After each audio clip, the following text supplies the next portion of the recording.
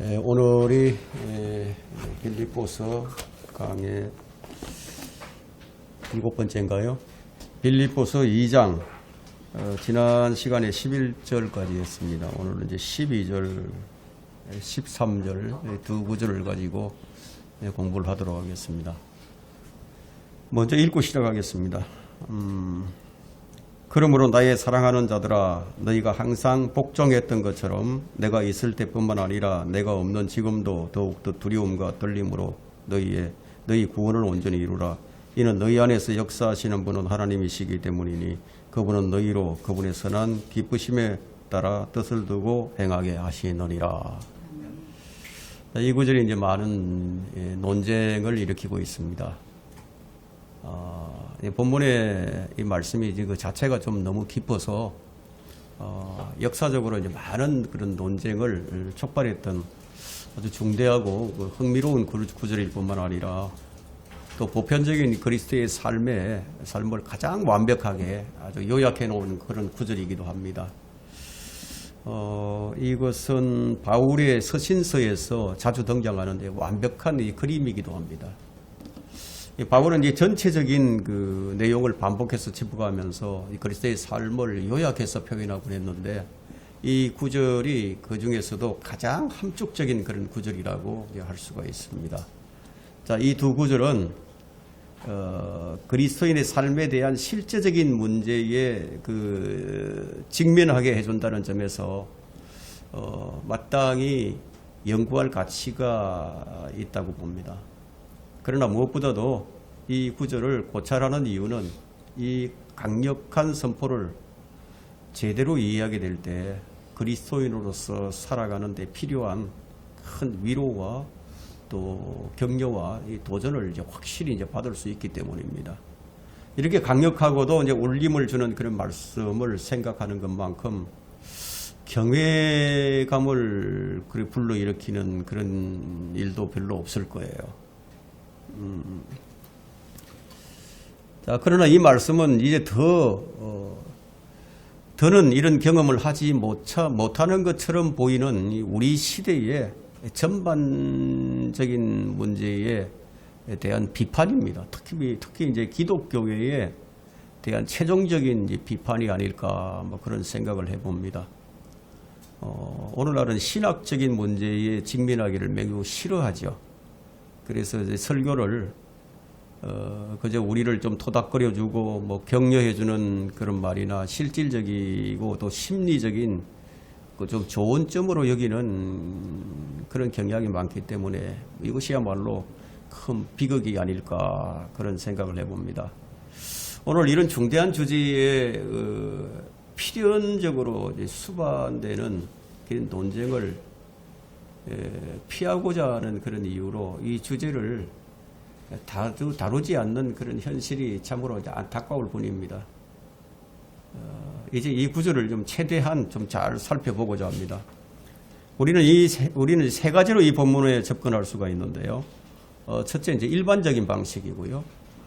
둘째 이제 신학적인 방식이고, 셋째 이제 실질적인 방식입니다.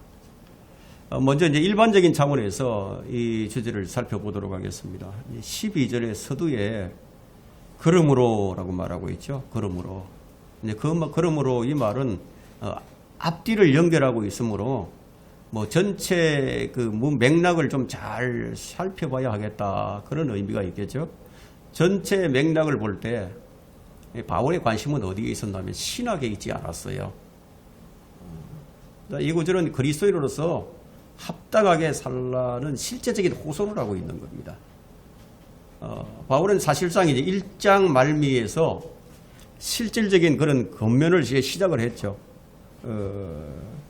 그리고 어떤 일에도 다툼이나 허영을 따라서 하지 말라고 그렇게 권면을 하고 있죠. 빌립보 교회가 사랑과 또 우애와 일치 속에서 조화롭게 살기를 바랬던 그 사도는 지금 그 연결선상에서 그리스도인의 충만한 삶, 그리스도인으로서의 충만한 삶을 살라고 이제 권고를 합니다. 바울은 이제 그를 참 사랑했죠. 빌립보 교인들도 역시 이제 바울을 참으로 사랑했습니다. 1장에서 우리가 살펴보았듯이 바울은 이제 자신의 투옥, 이제 감옥에 이제 갇혔죠. 투옥으로 말미암아 그리스도 빌립보 교인들이 크게 이제 낙심한 것을 알고 있었어요. 그 중에는 이제 바울이 없었으면 아예 그리스도인의 삶을 살 수 없는 것처럼 그렇게까지 여기는 자들도 있었단 말이에요. 바울은 이제 그 점을 염두에 두고 지금 이제 권면을 합니다. 그래서 그러므로 나의 사랑하는 자들아, 너희가 항상 복종했던 것처럼 내가 있을 때뿐만 아니라, 바울이 지금은 없다는 거죠. 내가 있을 때뿐만 아니라 내가 없는 지금도 더욱더 두려움과 떨림으로 너희 구원을 온전히 이루라. 이는 너희 안에서 역사하시는 분은 하나님이시기 때문이니, 그분은 너희로 그분의 선한 기쁘심에 따라 뜻을 두고 행하게 하시느니라. 이 말은 일반적인 차원에서 내가 있어야만 한다고 생각하지 말라는 거죠. 꼭 내가 있어야만 한다, 그렇게 생각하지 말라는 거예요.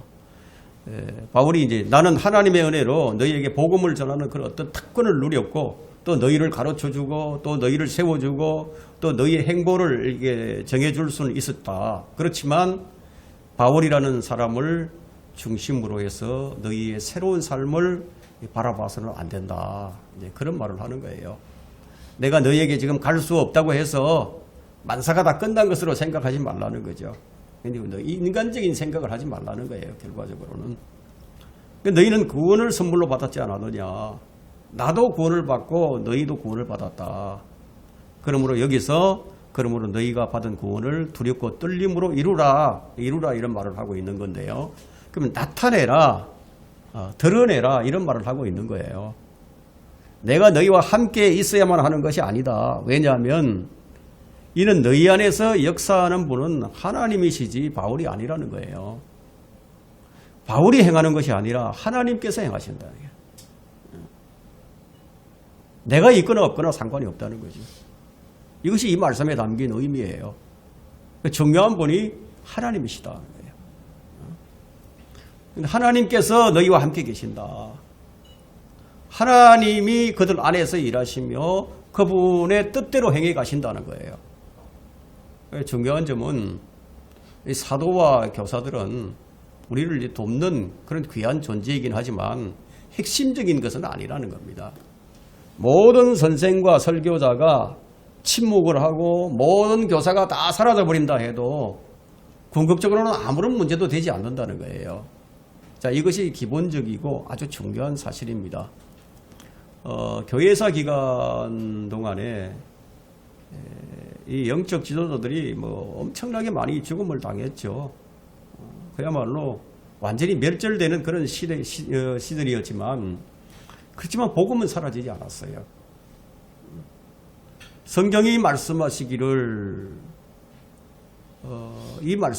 성경이 말씀하시기를 이 말씀이 로마서 9장 17절과 갈라디아서 3장 8절에 기록이 되어 있어요.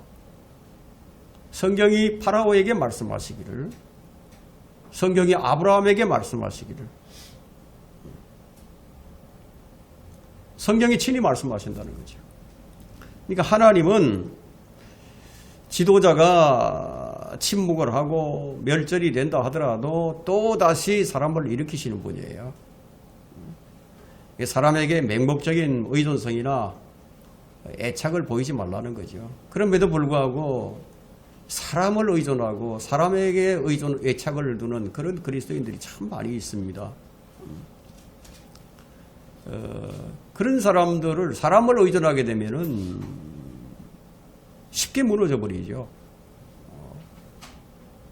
교리를 이해하지 못해서 사람들에게 의존하다가 그리스도인의 삶이 주는 가장 큰 혜택을 누리는 경우가 얼마든지 있는 거예요. 이제 좀 어려운 좀 이제 신학적이고 또 교리적인 측면을 좀 살펴보겠습니다. 첫째로 살펴볼 것은 바울이 이제 구원 자체에 관해서 뭐라고 얘기하고 있느냐는 거예요. 구원 자체에 관해서. 여기서 구원을 받으라거나 구원에 이르라 이런 말이 아니죠. 이미 받은 구원을 이루라고 얘기를 하고 있는 거죠. 이미 받은 구원을. 여기서 이제 사용한 단어가, 영어 단어가 워크아웃이라는 단어를 사용했는데요. 워크아웃의 뜻이 뭐가 되다, 알다, 운동하다, 해결하다, 이끌어내다 그런 뜻이 있어요. 그러므로 드러낸다, 이루다라는 뜻으로 사용될 수가 있죠. 하지만 이제 이 구절을 이제 잘못 해석하는 사람들이 많이 있습니다. 어떤 사람들은 이 구절을 가지고 최선을 다해야만 구원을 받는다는 뜻으로 해석을 하기도 합니다. 그렇다면 아직 구원을 받지 못했기 때문에 그렇다고 할 수가 있는 거죠. 또 어떤 해석은 사도들의 그 가르침을 좀 오해를 해서 에베소서 2장에서는 바울이 구원을 이미 선물로 받았다고 얘기를 하고 있죠. 너희가 믿음으로 말미암아 하나님의 은혜로 구원을 받았으니 이것은 너희에게서 난 것이 아니요 하나님의 선물이라. 선물이다. 그런데 여기서 또다시 구원을 받으라고 얘기할 리가 없는 거죠. 그렇죠? 이것은 너희가 선한 삶을 살면 구원을 받을 것이다 이런 말이 아니에요. 이미 구원을 받았다는 게 이 사도의 주장입니다. 따라서 이제 이 구절은 이미 출발을 했으니까 계속 진전하라는 그런 뜻이 되겠죠. 그 워크아웃이라는 이 단어를 더욱더 두려움과 떨림으로 너희의 구원을 나타내라고 번역을 했다면 아마 이런 논쟁이 이제 일어나지 않았을 거예요. 그 이처럼 이제 단어 하나라도 어떻게 해석하느냐에 따라서 큰 논쟁을 불러일으킬 수도 있고 나쁜 어떤 결과를 가져올 수도 있다는 거죠. 자, 우리 스스로 애를 쓰고 노력하고 분투해야 구원에 이른다는 그런 말은 신약 성경 어디에도 없어요. 바울은 지금 1장 6절에서 아주 분명하게 이제 밝혀주는데 너희 안에서 선한 일을 시작하신 그분께서 예수 그리스도의 날까지 그 일을 완성하시리라. 이것은 아주 기초적인 사실이에요. 그런데도 이 구절을 왜곡해서 믿음으로만 구원받는다고 말은 그렇게 하면서도 구원을 유지하려고 노력을 한다거나 구원을 받으려고 열심히 노력하는 이들이 얼마나 많은지 몰라요. 자, 성경은 구원이 하나님의 선물이다. 구원이 하나님의 선물이다. 너희가 믿음으로 말미암아 하나님의 은혜로 구원을 받았으니 이것은 너희에게서 난 것이 아니요 하나님의 선물이라. 행위로서 된 것이 아니니 이는 아무도 자랑하지 못하게 하려 하십니다. 선물은 값없이 주는 거예요. 그래서 구원은 이 본문에서 지금 현재 완료형으로 되어 있는데요. 따라서 받은 구원은 취소될 수가 없다는 거죠. 그러나 우리는 이제 여전히 이제 육신의 몸을 입고 있기 때문에 연약해서 죄를 짓습니다. 하나님의 뜻에 어긋난 일도 합니다.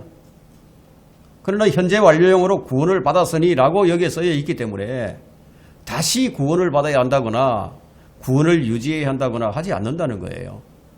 그럼 신약 성경이 구원에 관해서 어떻게 말을 하고 있는지 그걸 살펴보게 되면 더 명확해집니다. 자, 신약 성경은 칭의와 또 성화와 영화를 가르칩니다. 자, 신학적으로는 이것을 이제 구원의 세 가지 요소라고 얘기를 하는데 성경은 인간이 하나님 앞에서 의롭다고 하심을 받는 일, 그리스도 안에서 죄 없다 하심을 얻는 일에 관해서 얘기를 합니다. 왜냐하면 하나님께서는 그리스도 안에서만 용서를 하시기 때문이에요. 인간은 믿음으로 어렵다고 하심을 이제 받게 됩니다. 그러나 성화는 그렇지 않다는 거예요. 성화는 그냥 값없이 이렇게 막 주어지는 게 아니라는 거예요. 성화는 우리 안에서 진행되는 어떤 과정이에요. 영화로 나가는 어떤 과정을 얘기하는 거죠. 이처럼 성화는 지속적이지만 칭의는 단번에 이루어진다는 거예요. 아브라함이 믿음으로 의롭다함을 받았죠. 여김을 받았단 말이에요. 그리스도의 의로 옷 입어서 무죄한 자로 여김을 받은 거예요.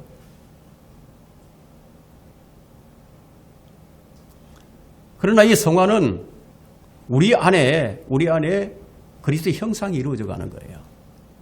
즉 우리가 순결하고 거룩하게 성장해 가는 거죠. 그래서 마침내 도달하게 되는 상태가 바로 영화예요. 그때 우리 모든 그리스도인은 삶과 죽음을 넘어서 죄와 악과 더러움에서 완전히 해방된 부활의 몸, 영화의 몸, 영적인 몸으로 우리 하나님 앞에 서게 됩니다.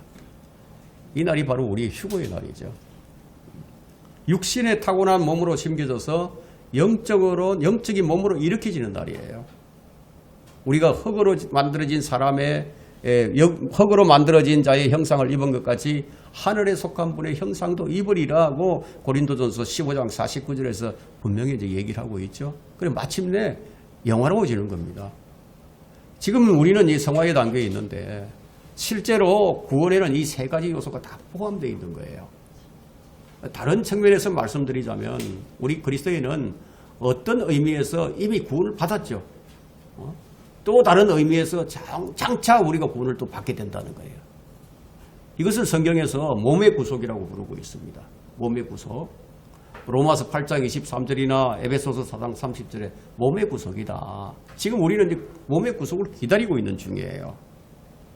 그리스도인의 혼은 이미 구원을 받았고 그리스도인의 영은 거듭났지만 몸은 아직 구속받지 못한 상태란 말이에요.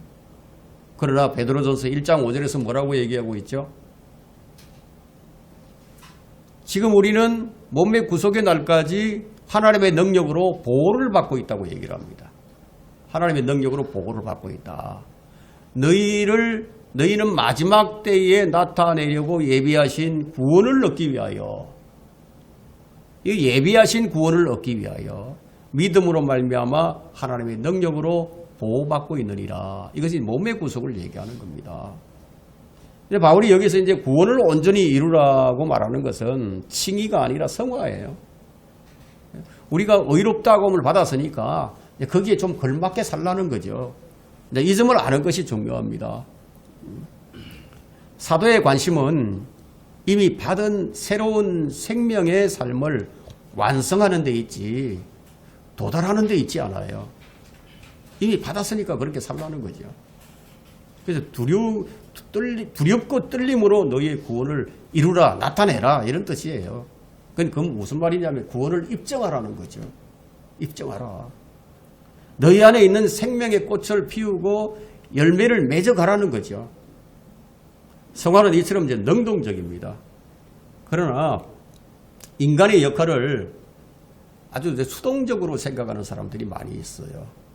오직 믿음으로 구원받은 것처럼 성화도 그렇게 받는다고 생각하는 자들이 있다는 거죠. 아무것도 하지 말고 하나님께 다 맡긴 채 주만 바라보고 있으면 다 주신다는 거예요.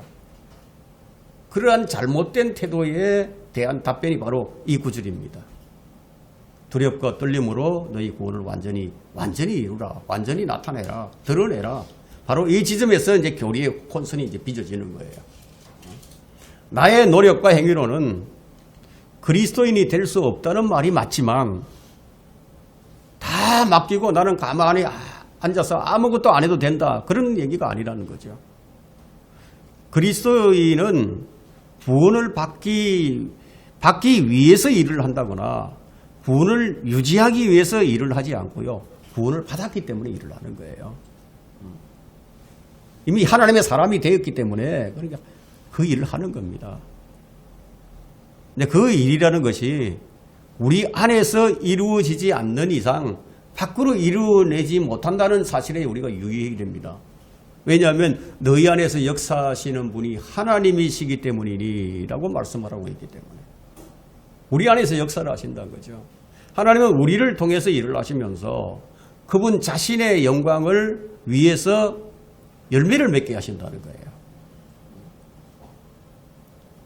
이 말은 하나님이 내 의지를 사용하신다는 뜻이 아니에요.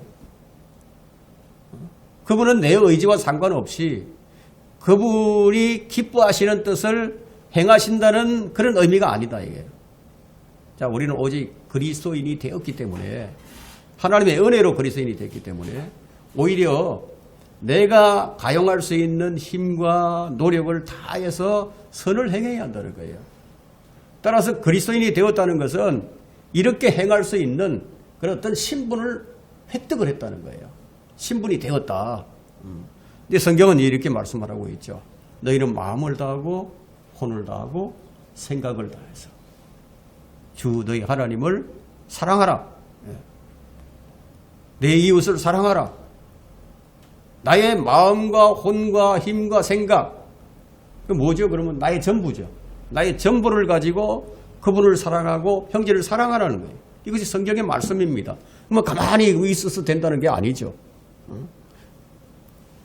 바울은 우리에게 행하고 수고하고 애쓰라고 믿음의 선한 싸움을 싸우라고 권고를 합니다. 그래서 베드로가 마지막 고백이 뭐였죠? 디모데후서 4장 7절에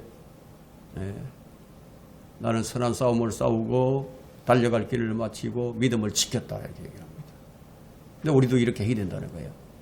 그럼 이런 말씀에 따르게 되면 뭐 우리가 아무것도 하지 말고 그저 뭐 하나님께서 모든 것을 다 하시도록 기다리라는 그런 가르침은 사도가 가르치는 이 가르침과는 완전히 이제 반대되는 것임을 알 수가 있는 거예요. 자, 우리가 두 번째로 생각해 볼 문제는 이 모든 일에서 하나님의 역할과 우리의 역할이 어떻게 나뉘어지느냐는 거예요. 하나님께서 하시는 일, 우리가 하는 일, 다 역할이 있다 이거예요. 더욱더 두려움과 떨림으로 너희 구원을 드러내라. 이루라. 온전히 이루라. 너희 안에서 역사하시는 분이 하나님이시니 하나님께서 우리 안에서 역사를 하고 있으니까 우리가 받은 구원을 온전히 드러낼 수 있고 입증할 수가 있다는 거죠. 그 일을 하라는 거예요. 그런데 이 말씀이 뭐 바로 이제 문제를 얘기하죠. 항상 이 지점에서 이제 첨예한 그런 논쟁이 촉발이 되는데 여기에는 이제 몇 가지 이유가 있어요. 한 가지 위험은 가능한 한 편견 없이 말씀에 접근하려고 하는 것이 아니라 자기 입장을 입증하는 데 골몰하게 된다는 거예요. 자기 교리적인 입장에서만 자꾸만 접근을 하려고 한다는 겁니다. 그러면 자기 교리에 어긋나게 되면 조금도 물러서지 않아요. 만약 그 교리가 틀린 것이면 어떻게 되겠습니까? 계속 잘못된 길로 나갈 수밖에 없죠. 자기 교리가 옳은 것인지 제대로 알지 못하면서도 계속 그렇게 한다는 겁니다. 또 다른 위험은 성경의 정확한 말씀을 벗어나서 자기 논리를 내세우는 겁니다. 성경이 뭐라고 말씀하고 있는지를 들으려 하지 아니하고 계속 내 생각에는 그래서 이러는 것이 매우 위험하다는 겁니다. 내 생각보다 하나님의 말씀이 우선이라는 것을 인정하지 않기 때문에 이제 혼선이 빚어지는 경우가 많다는 겁니다. 그래서 왜 하나님께 굴복하라고 하는 그런 말씀이 있는지 아십니까? 우리는 이런 성향을 가지고 있기 때문에 이런 것을 하나님 말씀에 굴복을 시켜야 된다는 거예요. 신약 성경에는 모순되게 보이는 그런 구절들이 그런 말씀들이 있지만 사실상 전혀 모순이 되지 않아요. 왜냐하면 우리 머리에 이제 한계가 있기에 논리적으로 우리가 이해를 하지 못할 뿐입니다. 우리가 해야 할 일이 무엇입니까? 성경이 가르치는 그 계시에 우리가 순복한다. 순복. 복종한다. 굴복한다. 이처럼 구원의 문제에서 항상 하나님이 모든 주도권을 행사하신다는 것은 이게 논박할 수 없는 사실이에요. 그분이 주도권을 행사하신다. 이게. 왜냐하면 너희 안에서 역사하는 분이 하나님이시기 때문이라고 이렇게 말씀하고 있기 때문에 성경에 따르게 되면 사람은 허물과 죄들 가운데서 죽은 상태로 태어납니다. 죽은 상태로. 그래서 에베소서 2장 1절로부터 3절을 보게 되면 허물과 죄들 가운데서 죽었던 너희를 그가 살리셨으니 허물과 죄들 가운데 우리가 죽어 있었다는 거예요. 이 위대한 교리의 배경이 그 에베소서 2장 1절부터 3절에 나오죠. 그래서 성경은 곳곳에서 인간이 영적으로 죽은 상태에서 태어난다고 가르칩니다. 그래서 로마서 8장 7절에는요. 육신적인 생각은 하나님과 원수가 되나니, 자, 이것은 하나님의 법에 복종치 않을 뿐만 아니라 실로 할 수도 없다고 얘기합니다. 실로 할 수도 없다. 불가능하다는 거죠. 이 말씀에 따르게 되면 인간은 하나님의 뜻에 대해서 아무것도 못할 뿐만 아니라 아무것도 하고 싶지도 않은 거예요. 이게 우리 본성이라는 겁니다. 마음 자체가 하나님께로부터 멀리 떨어져 있어요. 그래서 하나님을 기쁘시게 할 능력도 그렇게 하고 싶은 마음도 아예 없다는 겁니다. 인간은 그렇지 않다고 생각할 수 있을지 모르지만 성경이 그렇다고 얘기를 한다는 거예요. 성경이. 그런데 왜 지금 우리는 하나님을 기쁘시게 하는 일에 그런 관심을 가지고 있죠? 왜 우리는 세월을 낭비하면서 인생을 소진하지 않고 있죠? 대체 우리에게 무슨 일이 일어나 버린 거죠? 무엇이 우리를 달라지게 한 것이죠? 그것을 바로 지금 뭐라고 얘기합니까? 13절에서 우리 안에서 역사하시는 분이 하나님이시기 때문에. 하나님께서 그렇게 하셨다는 거예요. 그리고 우리가 자랑할 게 하나도 없는 거죠. 우리 안에서 선한 일을 시작하신 분이 하나님이시다는 거예요. 하나님께서 우리의 구원을 주도하셨기 때문에 이렇게 되었다. 이렇게 말을 합니다. 하나님께서 주도하셨다. 이제 여러분 자신의 경험을 통해서 한번 살펴보기를 바랍니다. 아주 정직하게 자신을 한번 직시를 해보세요. 내가 어쩌다가 이런 사람이 되었을까? 내가 어쩌다가 이런 데 관심과 흥미를 가지게 되었을까? 대체 무엇이 나를 다르게 만들었을까? 그 대답은 바로 하나님 말씀에 있어요. 여러분에게 무슨 일이 일어난 거예요. 구원을 주시는 하나님께서 찾아와서 여러분으로 생각을 하게 하고 질문을 하게 하신 거예요. 그리고 여러분 자신과 여러분의 삶을 바라보는 관점, 하나님을 바라보는 관점을 주신 거죠. 다름 아닌 하나님이 우리를 소생시키시고 우리를 흔들어 깨우시며 생명을 선물로 주신 거예요. 바울은 이 점을 빌립보서 1장에서 어떻게 표현했는지를 다시 한번 생각해 보기를 바랍니다. 여러분은 아무런 관심도 없었는데 하나님께서 여러분의 삶에 개입을 하셨어요. 여러분을 찾아오셨어요. 그리고 여러분을 휘저으러 오신 거예요. 하나님께서 주도하셨어요. 하나님은 이 일을 시작한 것만이 아니라 계속 지금도 진행시켜 나가는 거예요. 그래서 너희 안에서 역사하는 분이 하나님이시기 때문이니 정말 우리 내면에서 역사를 하신다는 거예요. 우리 영 안에서 하나님의 성령이 무엇인가를 지금 행하신다는 겁니다. 그것이 무엇인가? 그래서 바울은 이렇게 얘기를 하죠. 그분은 너희로 그분의 선한 기쁘심에 따라 뜻을 두고 행하게 하시느니라. 자, 이것은 내 안에 있는 선한 갈망, 또 소망, 열망, 사고를 불러일으키며 이 복도도 주신다는 그런 뜻이 되겠죠. 그러므로 우리가 그리스도인답게 살려고 하는 갈망은 우리 스스로 느끼는 게 아니라는 거예요. 그럼 내가 그런 생각을 가지고 있는데, 자, 그것이 우리 스스로 그렇게 하는 게 아니라 그분께서 역사하시기 때문에. 왠지 마음이 자꾸 끌려가. 그래서 고린도후서 5장 14절에서는 이것을 두고 뭐라고 말씀하시냐면은 그리스도의 사랑이 우리를 강권하신다 이렇게 얘기한다. 그리스도의 사랑이 우리를 강권하고 계셔. 그분의 사랑이 우리로 하여금 우리를 위해서 자신을 주신 하나님의 아들을 살도록 하신다고 지금 말씀하고 있는 거예요. 그분의 사랑이 그렇게 강권을 하신다는 거예요. 우리가 그런 마음이 자꾸 생겨난다는 거죠. 자, 디도서 2장 11절에는 구원을 주시는 하나님의 은혜가 나타나서 우리를 가르치신다고 말씀합니다. 우리로 경건하게 살게 하신다고 말씀합니다. 복된 소망이신 우리 구주 예수 그리스도의 영광스러운 나타나심을 기다리게 하신다고 말씀합니다. 자, 이런 마음이, 이런 생각이 왜 자꾸 우리에게 드느냐 이거예요. 왜 우리가 이런 삶을 살게 되느냐예요. 여러분 안에 이 선을 행하고자 하는 그런 마음이 있다면 하나님께서 여러분의 마음 속에서 그 갈망을 자꾸 복돋아 주시고 그 소망을 두고 행하게 하시는 것이라는 거예요. 그래서 우리 그 의지에만 영향을 주시는 것은 아니에요.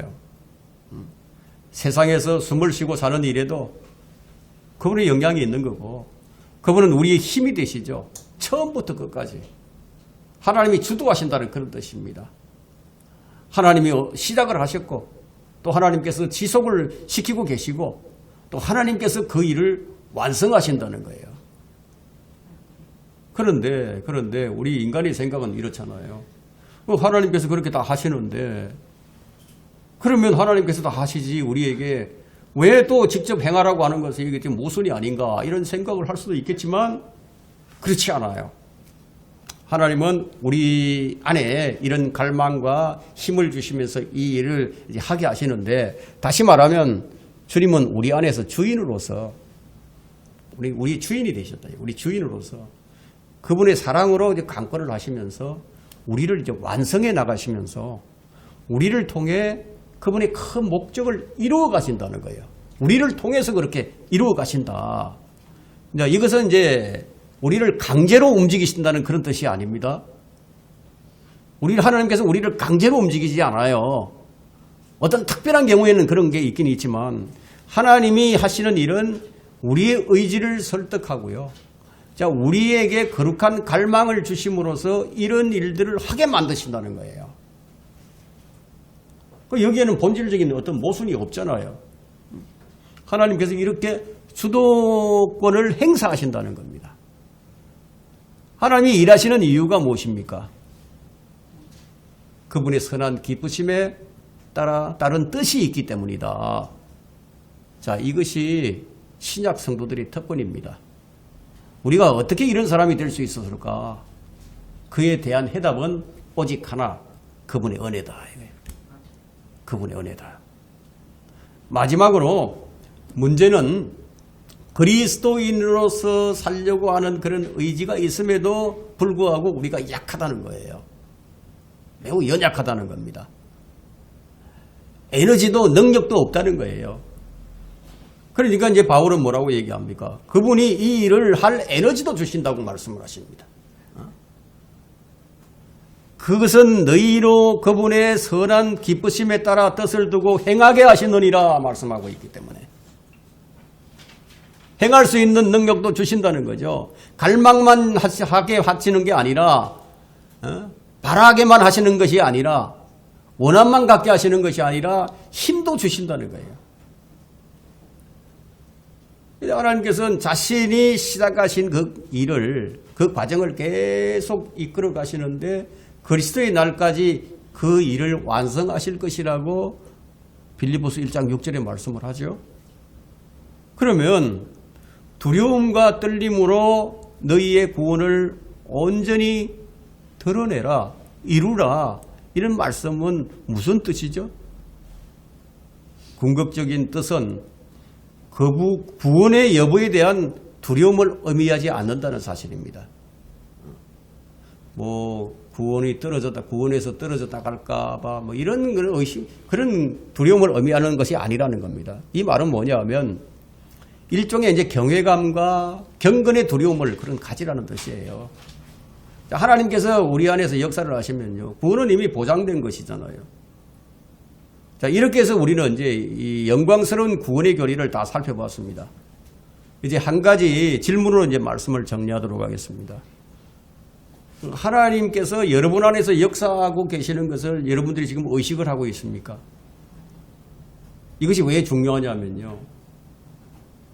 그것이 그리스도인의 정표가 되기 때문이에요. 그리스도인인지 아닌지 가늠하는 기준은 하나님께서 내 안에서 역사하느냐 역사하지 않느냐 그걸 아는 거다 이거예요. 말로 설명할 수 없는 하나님께서 행하시는 일이 일어났음을 내가 인식을 하고 있는가 하는 거예요. 하나님께서 나에게 선한 기쁘심에 따라 뜻을 두고 행하게 하신다고 내가 자신 있게 말을 할 수 있는가 하는 거예요. 그분이 내 삶에 개입하시는 것, 나를 설득하시고 간섭하고 계시는 것을 인식하고 있느냐 하는 거예요. 하나님께서 지금 나를 빚어가시는 것을 내가 인식하고 있느냐는 겁니다. 이것은 모든 그리스도인들에게 해당하는 질문이에요. 왜냐하면 하나님이 여러분 안에서 행하고 계신다. 그럼 바울이 이 점을 의식하지 못하게 되면 너희는 버림받은 자들이라고 그렇게 얘기를 합니다. 그래서 바울은 이 점을 스스로 시험에서 확인하라고 얘기를 하고 있죠. 왜냐하면 이것이 너무 중대한 사건이기 때문에. 그래서 고린도후서 13장 5절에는 너희가 믿음 안에 있는지 너희 자신을 시험하고 스스로 입증하라. 예수 그리스도께서 너희 안에 계신 것을 스스로 알지 못하느냐. 그렇지 못하면 너희는 버림받은 자들이다. 주님은 우리를 빚어나가시면서 마침내 완전한 작품을 만들어내실 거예요. 주님이 내 앞에서 주님 앞에서 우리가 주님의 얼굴을 보게 해주실 거예요. 이것을 보장하는 교리를 하나님께서 우리에게 주셨어요. 그럼 우리는 어떻게 해야 되겠습니까? 감사해야 되겠죠. 감사해야 되겠죠. 오늘 여기까지 하도록 하겠습니다.